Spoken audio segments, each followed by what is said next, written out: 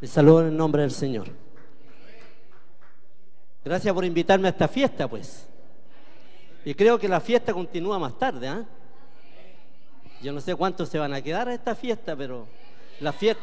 Oiga, la fiesta... Yo me acuerdo que las fiestas esas mundanas que se hacen afuera, ¿hasta qué hora duran? ¿Hasta las 11 de la noche, 12 de la noche por allá? ¿Cómo que bien? Hasta las 11 de la noche. Yo he visto a uno... Yo trabajo por aquí cerca, y sabe usted que he visto a algunos a las... Cuando me voy trabajo en la noche, me he visto a algunos como a las 4 de la mañana, que recién van para la casa. Yo no sé, son como dueños de la calle, que para allá, para acá. Para mí es una bendición el poder nuevamente estar en este lugar. Es un privilegio predicar de la palabra del Señor. Es un honor para mí el poder hablar de lo más hermoso que tenemos, la palabra del Señor, pues. No hay nada más hermoso que predicar la palabra del Señor. Gracias. Sí, también es mía. Mire, yo soy acaparador, ¿ve? Y quiero invitarlo a hacer un recorrido de Galilea a Jerusalén. Vamos a buscar en el Evangelio de Marcos.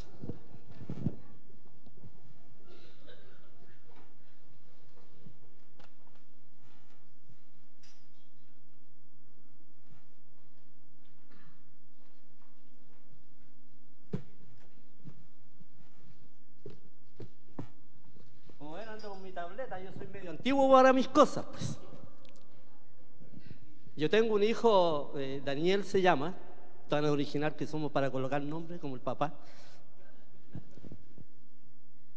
Y él me mandó una de estas tabletas y me dice: papá, ahí tienes para que predique. Porque él está en Vancouver, él es un joven que toda la vida ha estudiado la Biblia.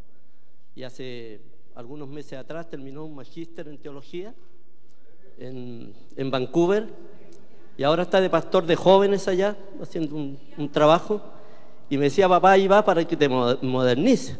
Pero sabe que a mí me encanta hojear la Biblia, me encanta hacer la tira, me encanta rayarla, porque me siento como más cerca del Señor.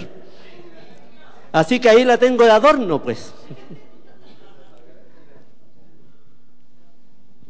Así que estoy aprendiendo, pero me encanta esto. Y vamos a buscar en la palabra del Señor.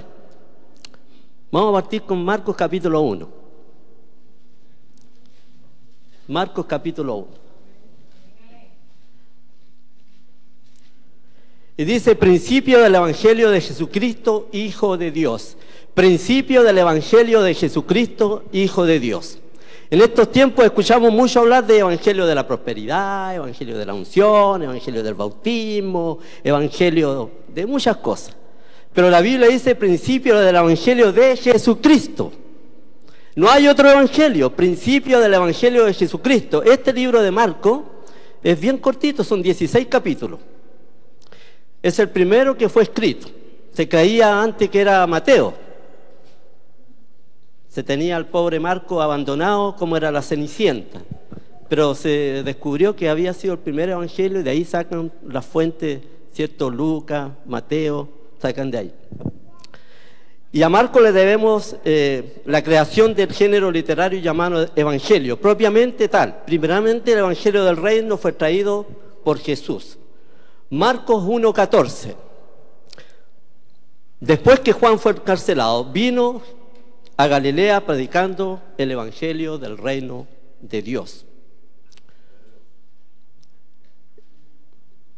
Y luego Jesús se convierte él mismo en el contenido del evangelio, para finalmente el evangelio alcanzar una forma literaria como obra. Así el primero que logra esto es Marcos.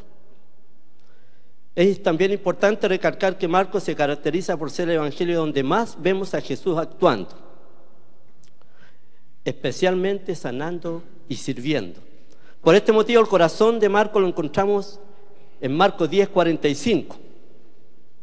Marcos es un evangelio corto, comienza en Galilea para posteriormente relatar cómo Jesús va a Jerusalén a morir.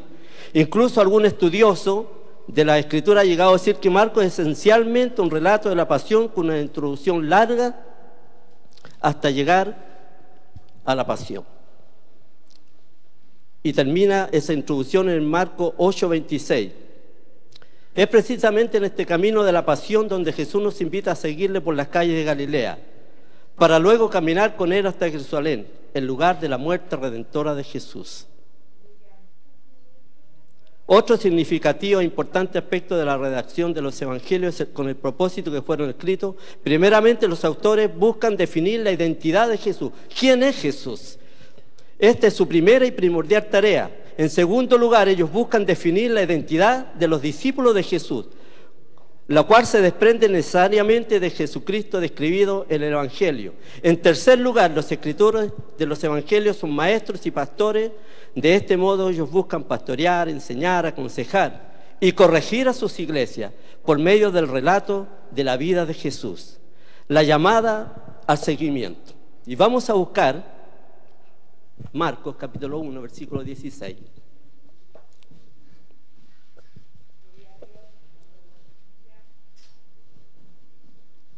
Andando junto al mar de Galilea, vio a Simón y a Andrés, su hermano, que echaban la red en el mar porque eran pescadores.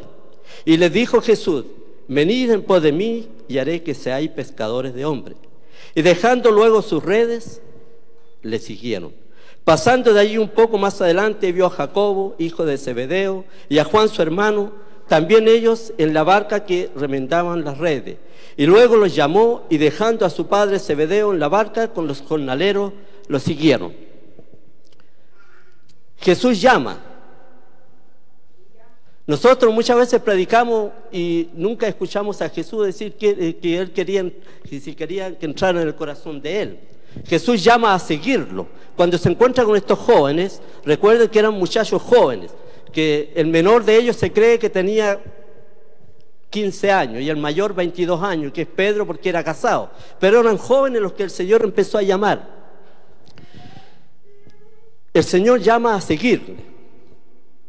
Y esta palabra seguimiento aparece 70 veces en los evangelios y en el Nuevo Testamento más de 90 veces. Especialmente en Marcos vemos la llamada de Jesús. Cabe destacar la actitud de los discípulos. Dejando las redes, inmediatamente lo siguieron. Al recibir la llamada, los convocados al instante dejan todos para seguir a Jesús por el camino que Marcos comienza a desarrollar en su relato. Asimismo, vemos que la llamada es hecha a Leví, en Marcos 2:14, quien deja su deshonrosa profesión para ir en pos de Jesús. Recuerden que Mateo era un cobrador de impuestos, que era odiado por el pueblo, por su trabajo, porque él trabajaba para los romanos.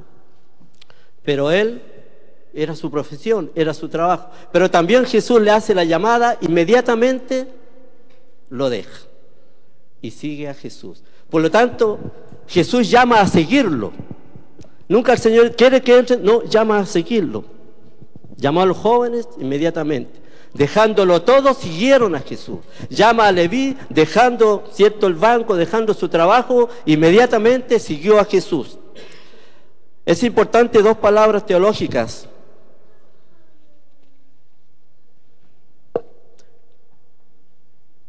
Camino.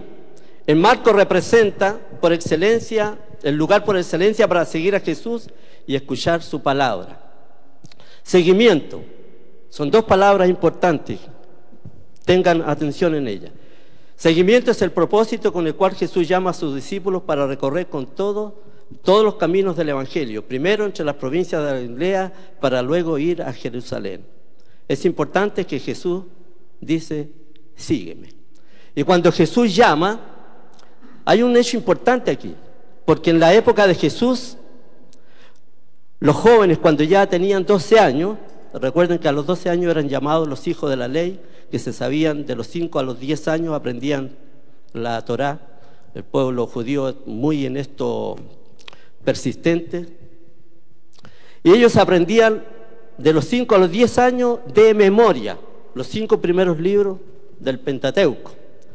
Y luego los más que tenían más cabeza podían seguir estudiando, pero ya a los 12 años el que no podía seguir tomaba el oficio del padre, ya sea carpintero, albañil. Habían varios trabajos, pero ellos seguían, ¿cierto?, la lo que el padre era. Pero los otros se podían seguir estudiando y ya era, porque eran bien inteligentes, se tenía que aprender la ley, los profetas, la historia. Pero un hecho importante es que Jesús, en este momento, Él llama a sus discípulos. Pero en esa época, los jóvenes que ya querían buscar un maestro, ellos buscaban un maestro. Ellos elegían un maestro. Y este maestro, los primeros les hacía un examen. Y ellos veían si los aceptaban o no. Pero en este momento es Jesús el que llama a seguirlo. Jesús llama a sus discípulos. Y es importante recalcar que Jesús, cuando llama, ninguno de ellos dijo, no, voy a pensarlo, no. Inmediatamente ellos siguieron a Jesús.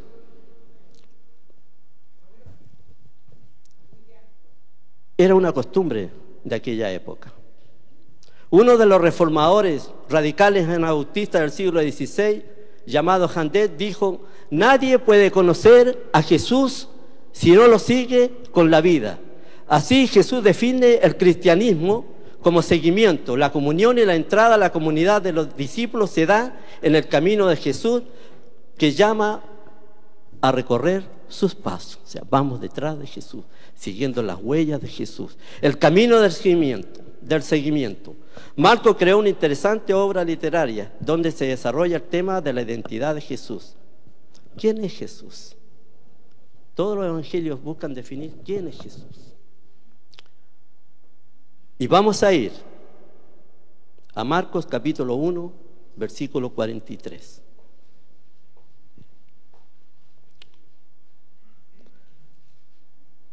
Vamos a leer del 40 en adelante.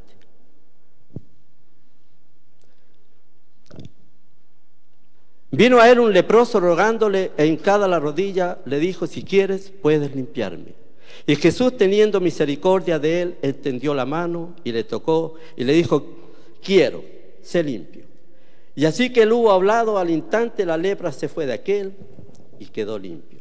Entonces le encargó rigurosamente y le despidió luego. Y le dijo, mira, no digas a nadie nada, sino ve, muéstrate al sacerdote y ofrece por tu purificación lo que Moisés mandó para testimonio de ello. Pero ido él, comenzó a publicarlo mucho y a divulgar el hecho, de manera que ya Jesús no podía entrar abiertamente en la ciudad, sino que se quedaba fuera en los lugares desiertos y venían a él de todas partes. Hay un detalle importante aquí. Jesús le dice, no digas nada a nadie. Esto se ha llamado el secreto mesiánico de Jesús, porque Jesús hace callar aún a los demonios, los enfermos, los sanados, no digan nada a nadie. ¿Por qué? Bueno, muchos esperaban un Mesías, un libertador político, uno que viniera con la espada, montado en un caballo blanco, listo para sacar a Roma, ¿cierto? Porque estaban bajo el yugo romano. Pero Jesús es el Mesías, pero no el Mesías que ellos estaban esperando. Este es un Mesías que sufre, un Mesías que da la vida. No es un Mesías que viene a entablar una lucha bélica, sino que viene a entregar amor, paz. Lo es el Mesías, pero no en el sentido bélico. En cuanto al secreto mesiánico, Jesús no dejaba hablar a los demonios. Y según en el capítulo 1, versículo 43, lo vemos. Entonces le encargó rigurosamente y le despidió luego y le dijo, no digas nada a nadie. O sea, callado, callado.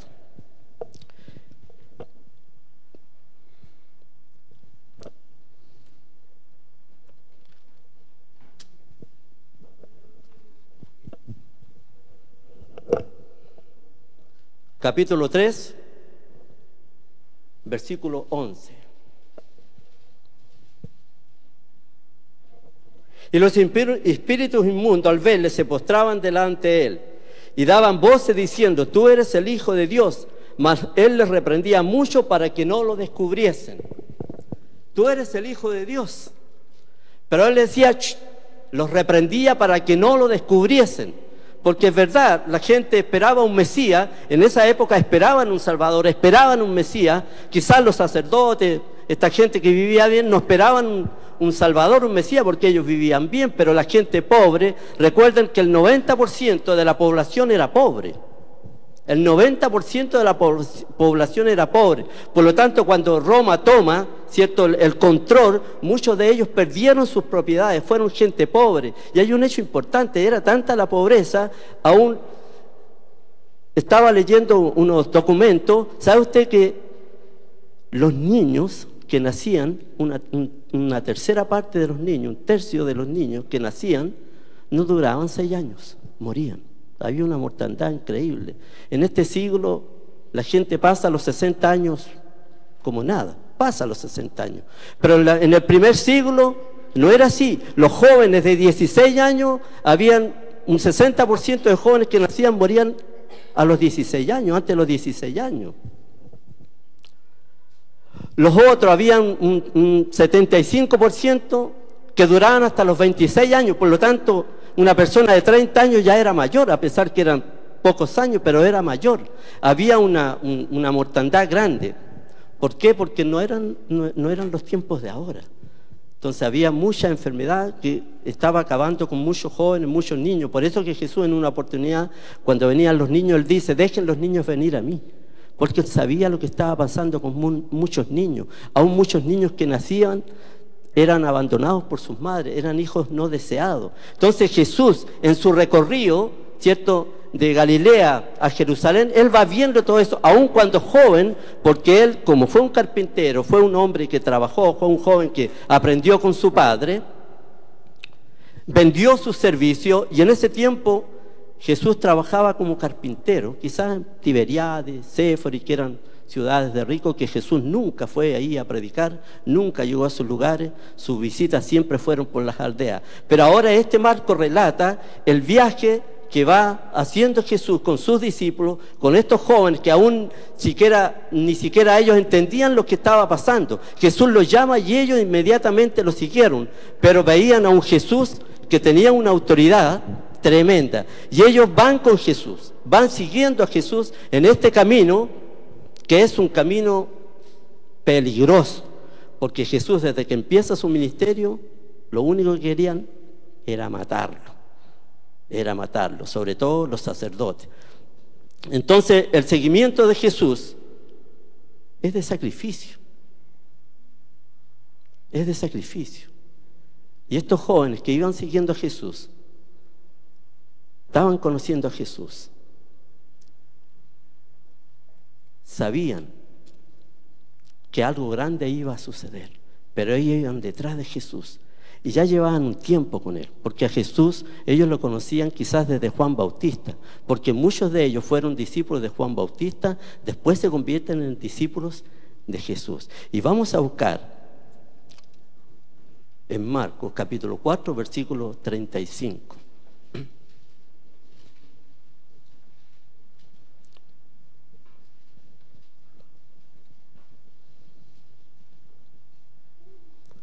Aquel día, cuando llegó la noche, les dijo: pasemos al otro lado. Y se despidieron a la multitud y le tomaron como estaba en la barca. Y había también en otras barcas, pero se levantó una gran tempestad de viento, y echaban las olas en la barca de tal manera que ya se anegaban. Y él estaba en la popa durmiendo sobre un cabezal, y le despertaron y le dijeron: maestro, ¿no tienes cuidado que perecemos? Y levantándose reprendió al viento y dijo al mar: calla, enmudece. Y cesó el viento y se hizo grande bonanza. Y le dijo: ¿por qué estáis así amedrentados? ¿Cómo no tenéis fe? Entonces temieron con gran temor y se decían el uno al otro: ¿quién es este que aún el viento y el mar obedecen? Ya llevaban tiempo con Jesús, conocían a Jesús, pero ahí ellos se asustan y se preguntan: bueno, ¿y quién es este? ¿Quién es? Que aún el viento y el mar obedecen. ¿Quién es? Ya lo conocían a Jesús, lo habían visto, porque Jesús parte haciendo milagros, haciendo sanaciones. Dice que su fama se difundió por tanto milagro, tantas ciertas cosas que Él estuvo haciendo con sus discípulos, porque estos jóvenes fueron aprendiendo con Jesús. Ahí aprendieron con Jesús, pero aún no entendían qué es lo que estaba pasando. Ellos sabían, ya estaban conociendo a Jesús, pero en este momento en la barca, asustado, Jesús quizás los reprende y dice: ¿qué les pasa que no tienen fe? ¿Qué les pasa a ustedes? Y los discípulos, los jóvenes, estos se preguntaban: bueno, ¿y quién es? ¿Quién es este que aún el viento y el mar le obedecen? O sea, tenía una autoridad, mismo como dice la Escritura, que hablaba a él como quien tiene autoridad, no como los escribas, que eran los expertos en la ley, los que interpretaban la ley. Pero Jesús hablaba como quien tiene autoridad. Y en este momento estos jóvenes están asustados. Están asustados. Bueno, ¿quién es? ¿Quién es Jesús? Y Marco, ¿cierto?, relata quién es Jesús. Marco busca sacar la identidad. ¿Quién es Jesús? Es un libro, Marco, como de suspenso, porque Jesús va haciendo, ¿cierto?, cada milagro y todo el mundo queda asombrado. Nunca antes se había visto algo así. Nunca se había levantado un taumaturgo que hiciera tantas señales y milagros como él la estaba haciendo. Por lo tanto, la gente lo seguía, las multitudes lo seguían, igual como nos siguen a nosotros ahora en la iglesia. Pero qué manera de seguir a Jesús, que no lo dejaban tranquilo. Jesús se tenía que esconder, tenía que huir de ellos, porque querían verlo, querían tocarlo, querían saber, porque la fama de él se hizo tan grande que aún fuera de su país la gente estaba conociendo de este Jesús. Y Marco empieza a relatar de una forma tan hermosa. Si usted lee a Marco, es tan hermoso como él va describiendo los hechos de Jesús, lo que está haciendo Jesús, cómo él está sanando, cómo él está preocupado, cómo él está sirviendo. Porque Jesús vino a eso. Él mismo dice: yo no he venido para ser servido, sino para servir. Ese es el tema principal de Marcos: servidores. Entonces él toma a estos jóvenes para formarlos. Fueron 12 jóvenes que estuvieron con él, comieron con él, durmieron con él. Jesús hizo muchos milagros, muchos milagros. Capítulo 7, versículo 31 en adelante.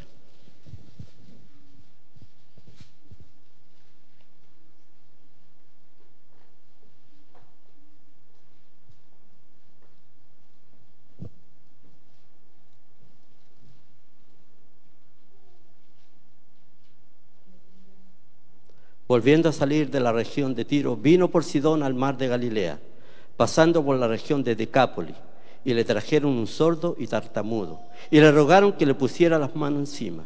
Y tomándole aparte de la gente, metió los dedos en la oreja de él, y escupiendo tocó su lengua. Y levantando los ojos al cielo, gimió y dijo: Éfata, es decir, sea abierto. Al momento fueron abiertos sus oídos, y se desató la ligadura de su lengua, y hablaba bien.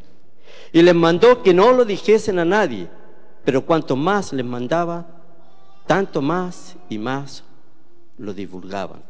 Por lo tanto, vemos nuevamente cómo Jesús hace: cállense, no digan nada. Y aquí ya empieza un cambio literario, un cambio. Ya Jesús pone sobre la mesa quién es Él. La confesión de Pedro. Salieron Jesús y sus discípulos por la aldea, capítulo 8, versículo 27. Y en el camino preguntó a sus discípulos diciendo: ¿quién dicen los hombres que soy yo? Ellos respondieron: unos Juan el Bautista, otros Elías y otros algunos de los profetas. Entonces les dijo: ¿y vosotros quién decís que soy? Respondiendo Pedro le dijo: tú eres el Cristo. Pero él les mandó que no dijesen de esto, de él, a ninguno.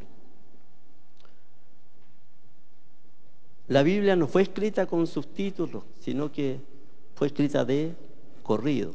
Y aquí como que corta, ¿cierto?, la idea, porque Jesús sigue hablando.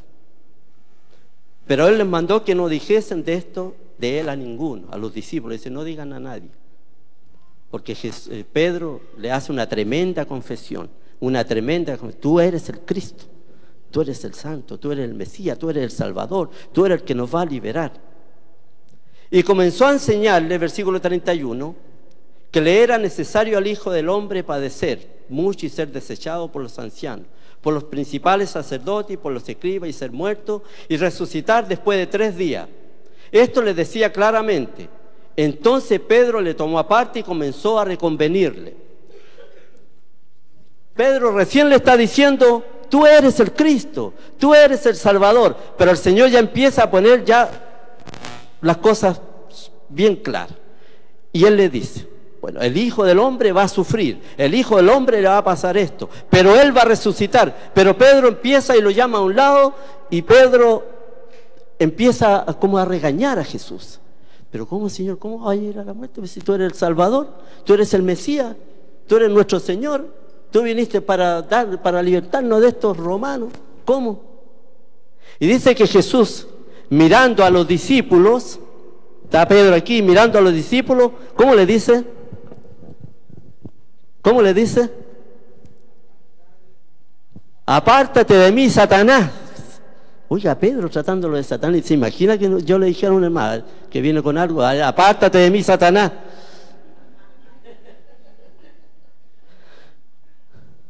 Pero Jesús le dice a Pedro, porque Pedro representaba a los otros 12, a los otros 11.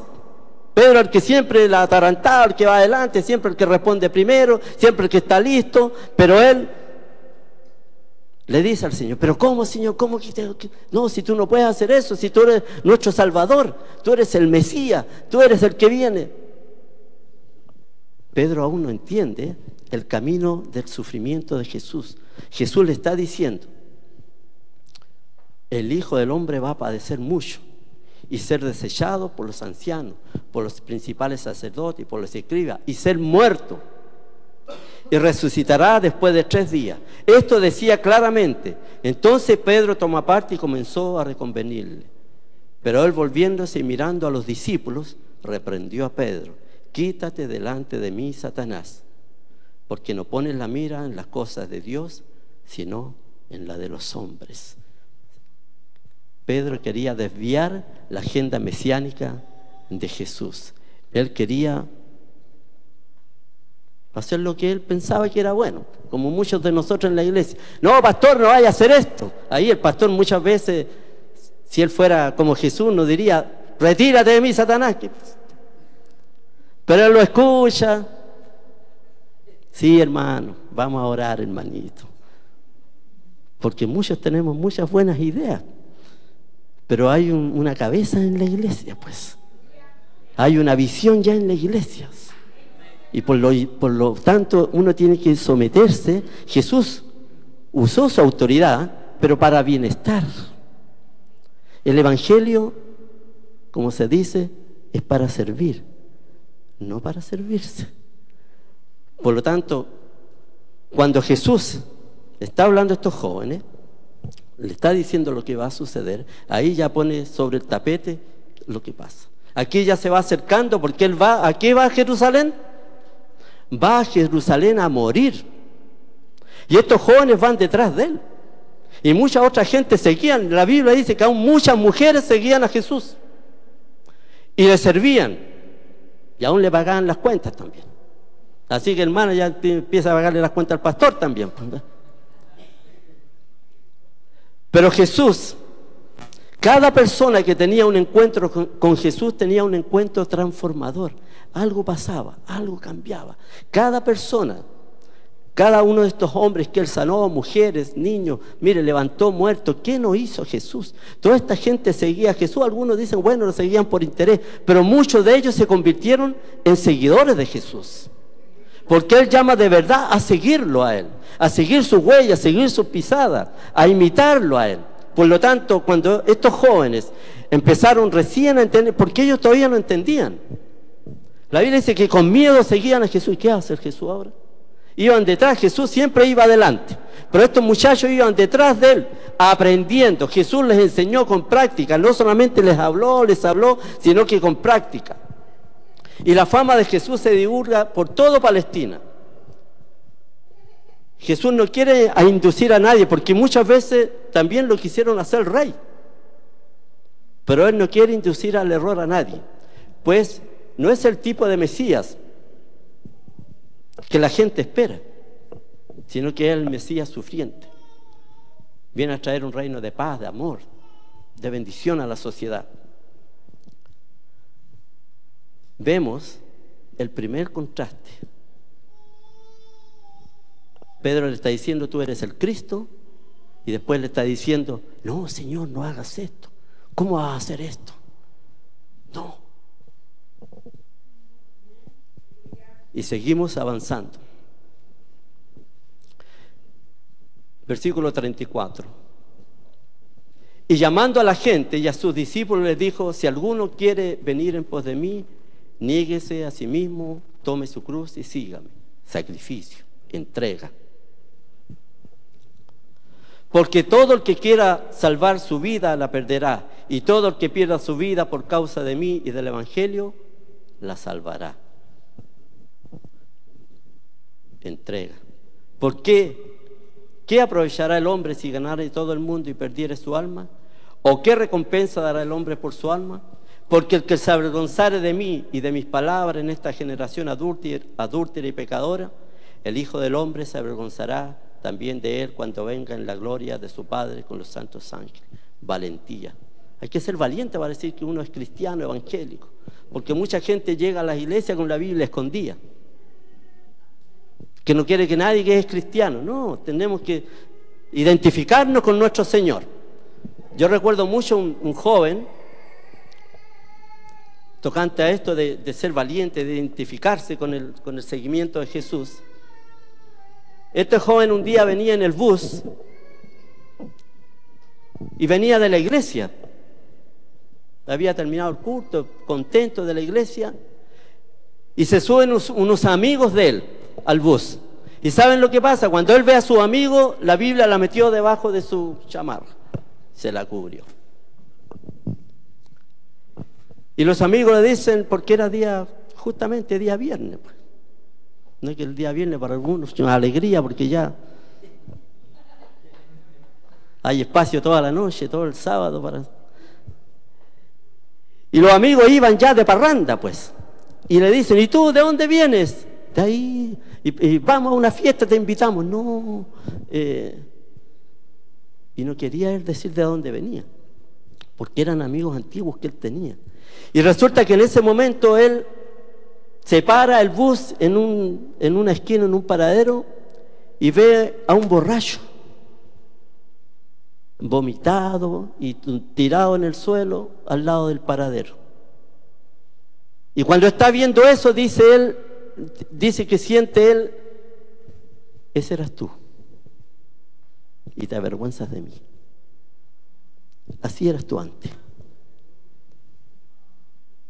Y dice que él en ese momento, cuando ve eso y se ve reflejado en ese joven que estaba tirado ahí, vomitado, todo golpeado, se puso a llorar. Y los amigos, ¿y a este qué le pasa? Y saca su Biblia y le dice, no, si vengo de la iglesia. ¿Te hiciste canuto? Le dicen, porque canuto le dicen allá a los chilenos, ¿cierto? Canuto. ¿Te hiciste canuto? Sí. Yo era como ese que está ahí, porque andaba con ustedes. Y a veces quedaba así, ni ustedes se preocupaban de mí. Pero conocí a este Señor, sí, ahora soy cristiano, soy un seguidor de Jesús. Por lo tanto, para ser cristiano uno tiene que identificarse, ser valiente, nunca decir no, o defenderse, o decir no, es que no tengo otra. No, este es el mejor camino que nosotros hemos elegido. Cuando estos hombres, estos jóvenes siguieron a Jesús, era lo mejor para ellos. ¿Sabe por qué? Porque encontraron en Jesús a alguien que se identificaba con ellos, a alguien que los amó y que los quiso y que los siguió, los defendió, que estuvo con ellos y los formó. Entonces vemos que el Evangelio es de valientes, es de gente que quiera también, porque esto no es obligación. Una señorita profesora, estudiante de filosofía, me decía, no, si el Evangelio... Y yo le dije, mire, ¿sabe qué? esto es voluntario, no es obligación. El que entiende va a venir. Y cuando hay esa necesidad, porque todos nosotros llevamos, ¿cierto?, la necesidad interior, porque fuimos creados a imagen de Dios, el soplo de Dios está sobre nosotros, por lo tanto, hay gente que no quiere nada, que dice ser ateo, pero en el momento de dificultad, de dolores, de adentro les nace Dios mío. ¿Por qué? Porque está dentro de nosotros. La necesidad de buscar ese Dios de misericordia, de poder seguir a este Jesús. ¿Cómo seguir a Jesús en un mundo que no lo sigue? Porque mucha gente aún dentro de las iglesias, vienen a la iglesia pero no siguen a Jesús. No siguen a Jesús. Están viviendo su propia vida, está bonito el evangelio, vamos porque vamos a cantar, vamos a hacer aquí, pero no están siguiendo a Jesús. Y cuando estos jóvenes siguieron a Jesús, lo siguieron hasta el final. Aún esta gente que siguió a Jesús, muchas de estas mujeres siguieron a Jesús hasta el final, hasta la muerte. Y muchos de los que siguen a Jesús van a terminar como Jesús, pues. ¿Cómo terminaron los discípulos? ¿Cómo terminaron ellos?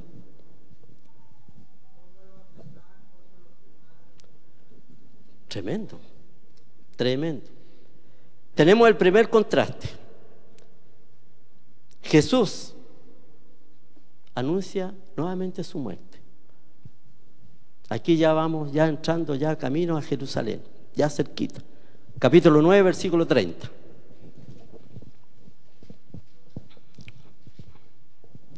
Habiendo salido de allí, caminaron por Galilea, y no quería que nadie lo supiese, porque enseñaba a sus discípulos y les decía: el Hijo del Hombre será entregado en mano de hombre y le matarán, pero después de muerto resucitará al tercer día. Pero ellos no entendían esta palabra y tenían miedo de preguntarle. Así estaban los discípulos. Nuevamente Jesús le dice: yo voy a morir, me van a matar, me van a flagelar, me van a asesinar, pero ¿saben qué? Voy a resucitar. Pero ellos no entendían y tenían miedo de preguntarle. Y miren lo que está pasando aquí. Versículo 33. Y llegó a Capernaum, y cuando estuvo en casa les preguntó: ¿qué disputáis entre vosotros en el camino? Mas ellos callaron. Es igual cuando uno llega a la casa, ¿cierto? Y están los niños haciendo alguna maldad, y uno entra: ¿qué pasó aquí? ¿Y tanto? Nada. Aquí no pasa nada. ¿Está todo bien, papá? ¿Está todo bien? Aquí lo mismo, Jesús les pregunta: ¿qué discutían ustedes en el camino? A ver, ¿qué pasa? ¿Qué discutían ustedes? Y todos callados se miraban. Yo me imagino a estos jóvenes mirándose uno a otro. Pero mire, mas ellos callaron porque en el camino habían disputado, en el camino, palabra importante, en el camino habían disputado entre sí quién había de ser el mayor. El Señor recién diciendo lo que lo van a matar, y estos venían peleando: no, yo voy a ser el primero, no, yo voy a estar al lado del Señor. Querían puesto, como en la iglesia, algunos quieren puesto, no se lo dan, se van de la iglesia. Si este llegó recién y ya lo están haciendo predicar, y yo llevo 10 años aquí y no me dicen nada. Ni siquiera me hacen orar. Peleando puestos. Así estaban estos jóvenes, peleando puestos. Como ya vieron al Señor haciendo milagros, levantando muertos. Ellos se entusiasmaron, querían estar al lado del Señor.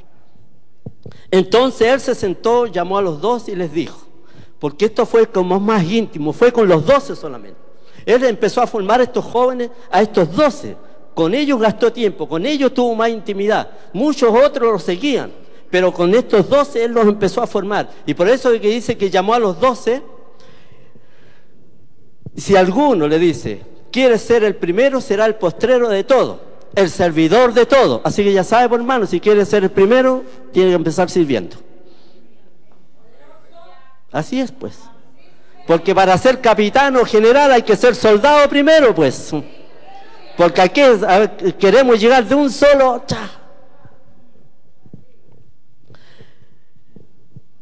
Y tomó a un niño y lo puso en medio de ellos. Y tomándolo en sus brazos le dijo, el que recibe en mi nombre a un niño como este, me recibe a mí. Y el que a mí me recibe, no me recibe a mí, sino al que me envió.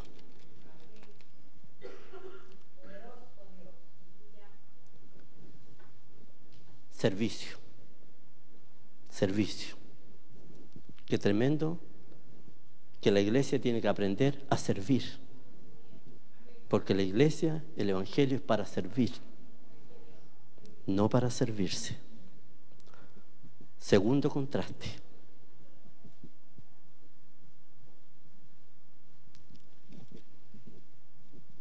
Todavía no entienden los discípulos. Todavía van peleando. Todavía no entienden que Jesús va a morir, que va camino a Jerusalén a entregar la vida. A eso va Jesús. Y esto se pone más tenso porque va derechito. Jesús ya ha iniciado su camino a Jerusalén, ubicada en la región de Judea. El momento de la cruz se acerca. En este momento aparece un joven que poseía muchas riquezas. Capítulo 10, versículo 17. Al salir él para seguir su camino, vino uno corriendo, hincado la rodilla delante de él, le preguntó: Maestro bueno, ¿qué haré para heredar la vida eterna? Jesús le dijo: ¿por qué me llamas bueno? Ninguno hay bueno, sino solo Dios. Los mandamientos, ¿sabes? No adulteres, no mates, no hurtes, no digas falsos testimonios, no defraudes, honra a tu padre y a tu madre. Él entonces respondiendo le dijo: Maestro, todo esto lo he guardado desde mi juventud. Entonces Jesús, mirándolo, le amó y le dijo: una cosa te falta. Anda, vende todo lo que tienes y dalo a los pobres, y tendrás tesoro en el cielo. Y ven, sígueme, tomando tu cruz. Pero él, afligido por estas palabras, se fue triste porque tenía muchas posesiones. Entonces Jesús, mirando alrededor, dijo a sus discípulos: cuán difícilmente entrará en el reino de Dios los que tienen riqueza. Difícil. Riquezas. Y sabe que nada nos vamos a llevar de este mundo, pues. Job decía: desnudo salí del vientre de mi madre, desnudo volveré allá. Nada trajimos, nada llevaremos. Entonces nos encontramos con este joven rico. Es rico, pero a la vez es pobre, porque teniéndolo todo, no tiene nada. Porque su vida es totalmente vacía y miserable. Y Jesús nuevamente anuncia por tercera vez su muerte. Capítulo 10, versículo 32. Iban por el camino subiendo a Jerusalén, y Jesús iba adelante, y ellos se asombraron y lo seguían con miedo. Entonces, volviendo a tomar a los 12 aparte, él les comenzó a decir las cosas que le habían de acontecer. Y aquí subimos a Jerusalén, y el Hijo del Hombre será entregado a los principales sacerdotes y a los escribas, y le condenarán a muerte, y le entregarán a los gentiles, y le encarnecerán, le azotarán, escupirán en él, y le matarán, mas al tercer día resucitará. Y seguimos leyendo, si el relato continúa, si estos son títulos que cortan el relato. Entonces Jacobo y Juan, hijos de Zebedeo, se le acercaron diciendo: Maestro, querríamos que nos hagas lo que pidiéramos. Él le dijo: ¿qué queréis que os haga? Ellos le dijeron: concédenos que en tu gloria nos sentemos el uno a tu derecha y el otro a tu izquierda. Entonces Jesús les dijo: no sabéis lo que pedís. Podéis beber del vaso que yo bebo, o ser bautizado con el bautismo con que yo soy bautizado. Ellos dijeron: podemos. Jesús les dijo: a la verdad, del vaso que yo bebo, beberéis, y con el bautismo que yo soy bautizado, seréis bautizados. Pero el sentaros a mi derecha y a mi izquierda no es mío darlo, sino a quienes está preparado. Cuando lo oyeron los otros 10, comenzaron a enojarse contra Jacobo y contra Juan. Ay, otra vez otra pelea más aquí. Jesús anunciándole la muerte. Y mira, es terrible lo que está pasando. Ellos todavía no entienden, parece que tienen arena en la cabeza. No entienden. Como por tercera vez Jesús le dice: me van a matar, me van a hacer aquí, me van a hacer esto, pero no se preocupe, voy a resucitar. Y esto después que el Señor le anuncia su muerte, porque es trágico lo que va a pasar, es trágico. Nosotros nos reímos, claro, lo leemos, pero es trágico porque Jesús va a Jerusalén, va a morir. Y estos jóvenes todavía no entienden, porque luego están ellos: Señor, querríamos que nos hagas algo. Mira el Señor diciéndole: me voy a morir, me van a matar. Y ellos: no, queremos que uno estar a tu derecha y el otro estar a tu izquierda. ¿Y quiénes estuvieron a la derecha y a la izquierda del Señor? Los ladrones estuvieron ahí, pues miren, no sabían ni lo que estaban pidiendo. Queremos estar el uno a la derecha, el otro a tu izquierda. Y vemos que como nuevamente, ¿cierto? Tercer contraste, pues. Todavía no entienden estos jóvenes. Qué tremendo que mucha gente que sigue a Jesús no entiende. Sí, viene a la iglesia, pero no entiende qué es seguir a Jesús, qué es comprometerse con Jesús, qué es hacer lo que Jesús hizo. Porque mucha gente viene a la iglesia, pero no siguen a Jesús. Y estos discípulos todavía no entienden. Están en el camino con Jesús, pero no entienden qué significa verdaderamente seguir a Jesús. Este contraste es muy tremendo, porque estos jóvenes, que el Señor recién les ha anunciado su muerte, ellos están discutiendo en el camino, están peleando en el camino. ¿Quién va a ocupar el primer lugar? Esto ya es dramático. Ya Jerusalén está cada vez más cerca. Pero al hablar Jesús del vaso y del bautismo, significando su muerte, estos jóvenes no entienden. Lo que pasa es que ellos no entienden y pone de manifiesto su ignorancia y ceguera. Quienes no entienden el camino de Jesús. Versículo 41 al 45, el Señor les enseña nuevamente.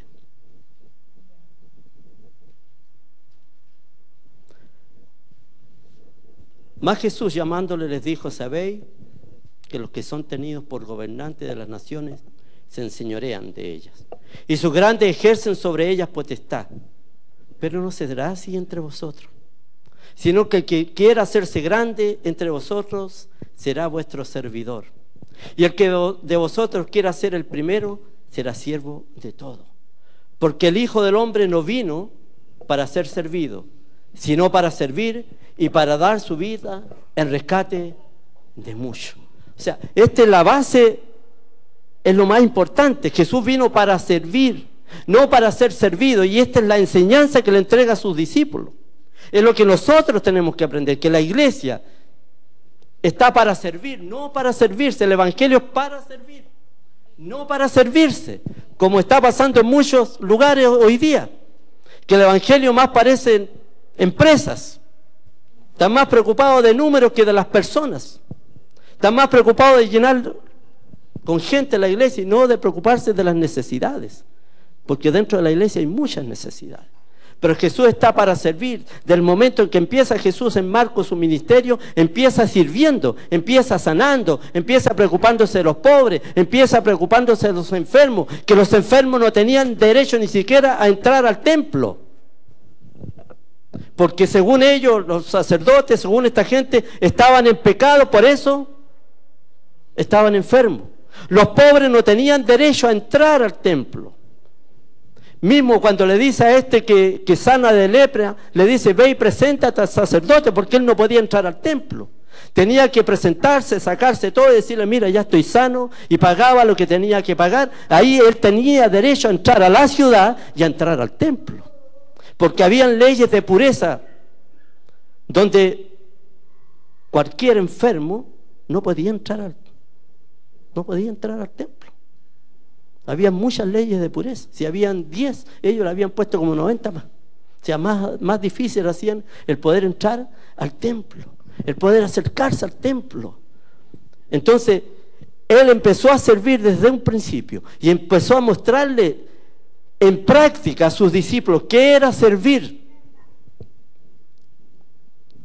Y nos encontramos con un Jesús diciéndole, el Hijo del Hombre. Si el Hijo de Dios, si Dios mismo vino para servir, ¿qué nos queda a nosotros? ¿Estaremos dispuestos a servir? ¿Estaremos dispuestos a imitar al Maestro? Jesús sirviendo.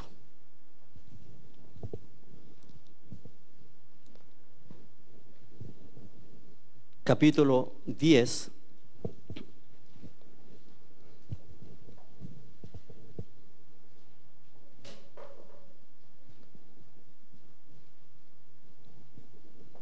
Jesús enseñó en privado a sus discípulos. Tuvo mucho tiempo con ellos. Se alejaba con ellos. Les enseñó en privado. Y mire qué bonito lo que pasa aquí. Versículo 46. En este momento aparece Bartimeo, un ciego. Y dice, entonces vinieron a Jericó.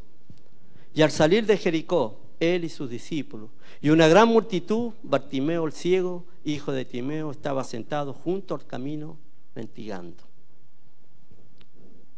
Y oyendo que era Jesús Nazareno, comenzó a dar voces y a decir, Jesús, hijo de David, ten misericordia de mí.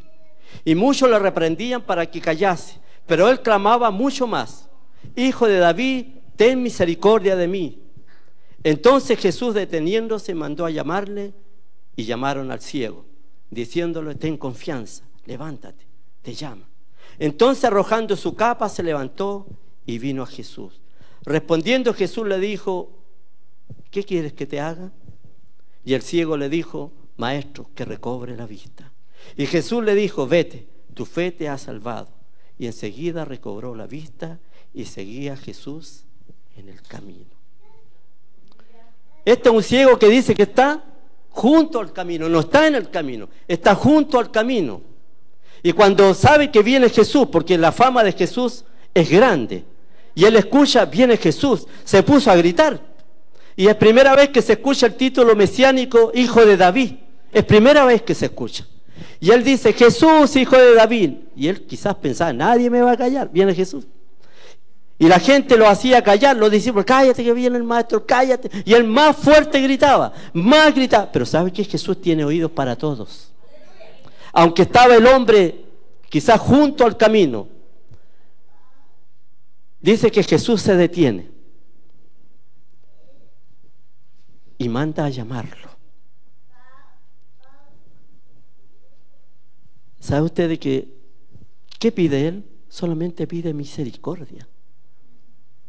Pide misericordia. La misma pregunta que le hace a los discípulos. La misma pregunta, ¿qué queréis que os haga? Y ahora este también le dice, ¿qué quieres que te haga? Aquí se van acercando ya a Jerusalén. Jesús va directo a Jerusalén. Y cuando se encuentra con este hombre, le cambió la vida a este Bartimeo, pues. Porque cada ser humano que tenía un encuentro con Cristo cambiaba su vida. A él le cambió la vida. Dice que él pegó un salto cuando llegó Jesús. Cuando lo vio, cuando vio que era Jesús, cuando supo es Jesús, dice que cuando Jesús lo llama, pegó un salto a él. Él estaba junto al camino. No estaba siguiendo a Jesús. Entonces, arrojando su capa, se levantó y vino a Jesús. La capa representaba para él toda su vida, pues, porque la capa él la usaba para pedir sus limosnas. La capa él la usaba para abrigarse. Eso era todo lo que él tenía, no tenía más nada. Pero sin embargo dice que él se pega un salto, se pone de pie, toma su capa y la arroja lejos. O sea, su vida miserable, lejos. Su vida de miseria, lejos. Su vida desgraciada, lejos. Su vida de soledad, lejos. ¿Sabe por qué? Porque tiene un encuentro con Cristo. Y ese encuentro con Cristo le transformó la vida. Eso es lo que hace Jesús. Transforma la vida del ser humano. Es tan potente. Imagínese usted en ese momento cuando llega Jesús, multitud de gente con Jesús. Porque era mucha la gente que seguía a Jesús. Mucha la gente. Pero este hombre estaba solo. Yo me lo imagino sentado con su manto en el suelo, pidiendo su limosna para poder vivir, para poder comer. Su manto que también usaba para abrigarse en la noche porque era pobre. Pero tiene un encuentro con Cristo, un encuentro transformador. Su vida le cambió. Y dice que ya después, mire lo que pasa después. Jesús le dijo, vete, tu fe te ha salvado. Y enseguida recobró la vista. ¿Y qué es lo que hace después? Seguía a Jesús, dice, en el camino. Se convierte en esos discípulos. Quizás este Bartimeo representa al verdadero discípulo, aquel que entiende el llamado. Este inmediatamente entendió y seguía a Jesús, lo sigue hasta Jerusalén, lo sigue hasta la muerte, como muchas mujeres que tuvieron un encuentro con Cristo, siguieron a Jesús hasta la muerte. Este hombre le cambió la vida, le cambia la vida.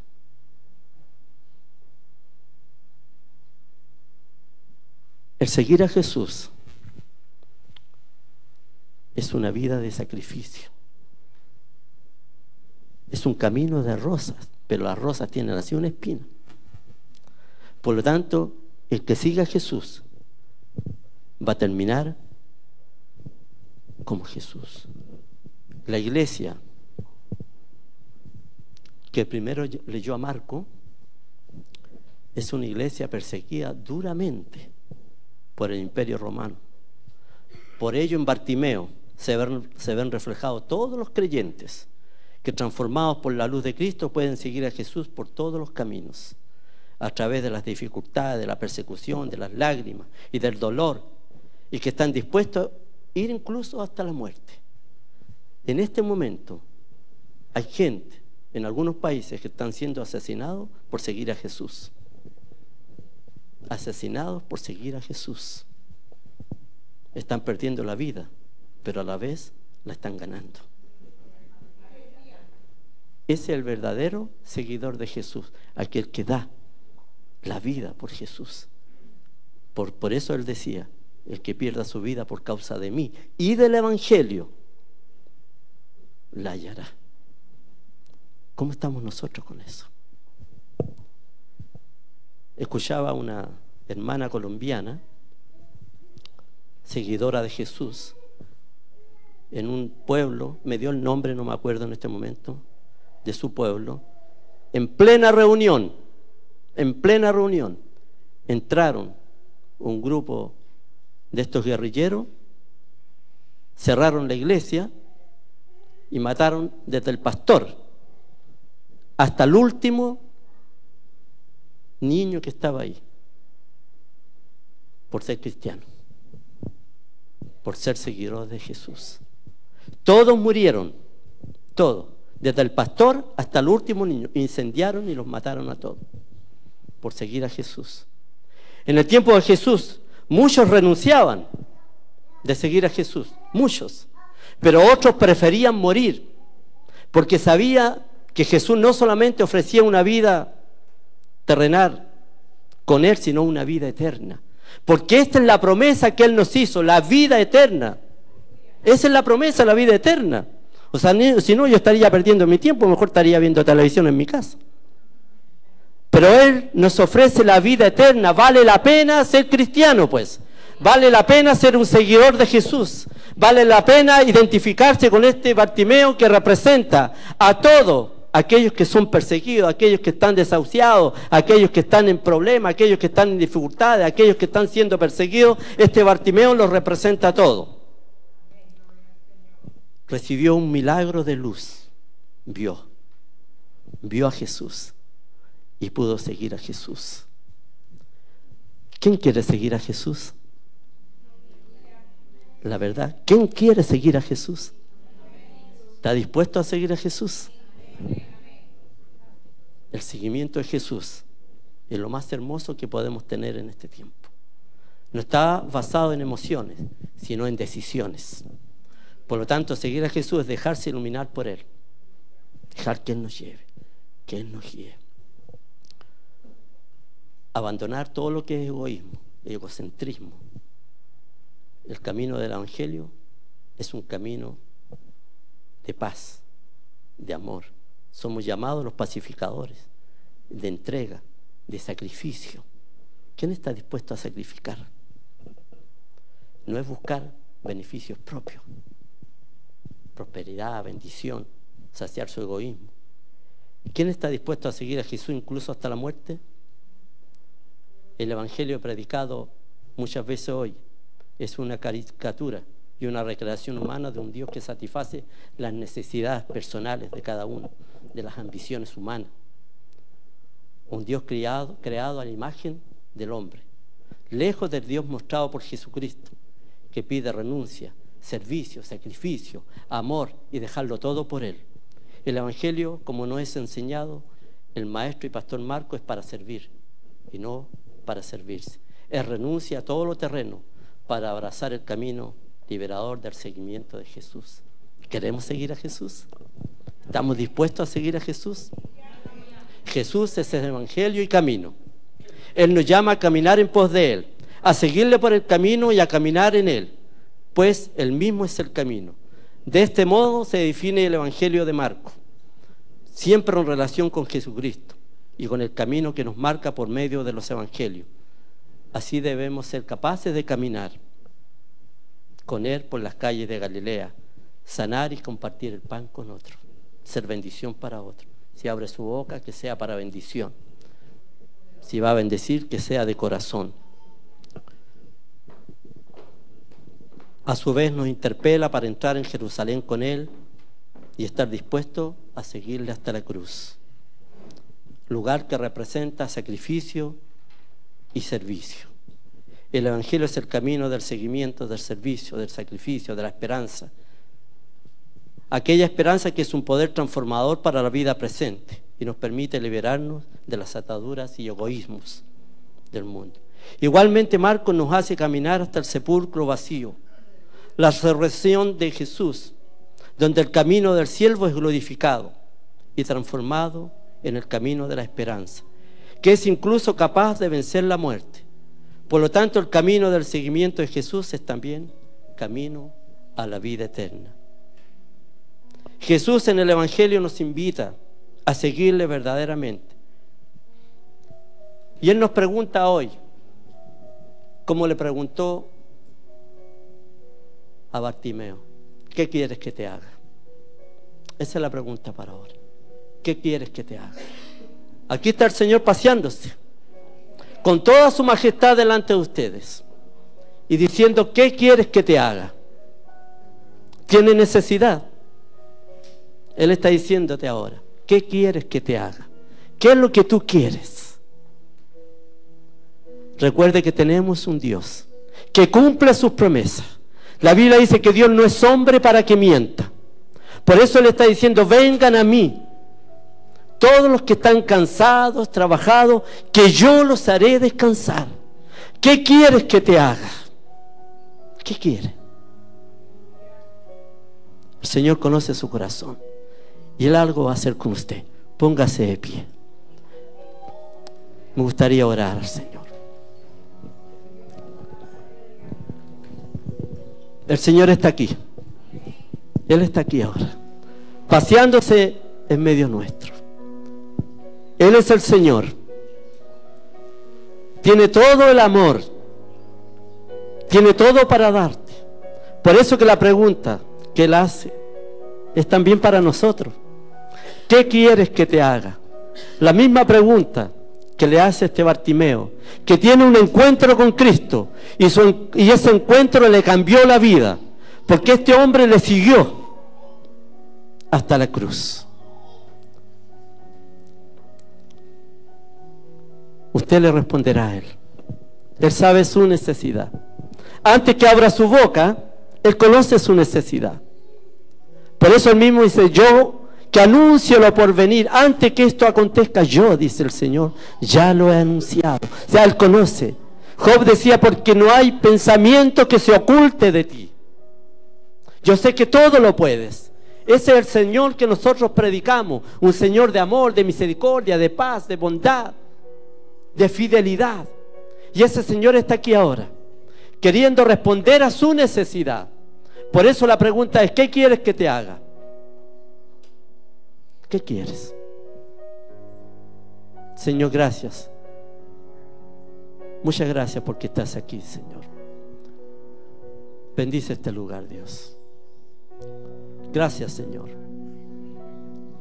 Gracias por tu presencia, Señor. Paséate, Señor, y toca cada vida, Dios. Toca a cada uno de los que están aquí en esta hora, Señor.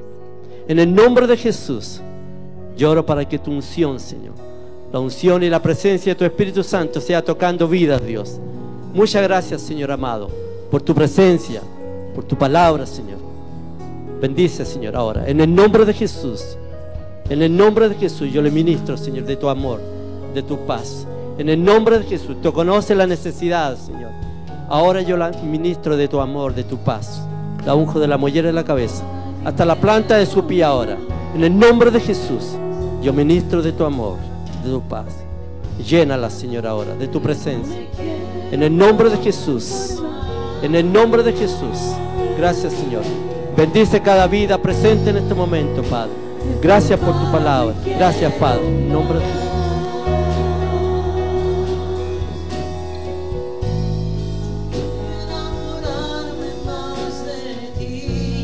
Enséñame a amarte y a vivir conforme a tu justicia y tu verdad.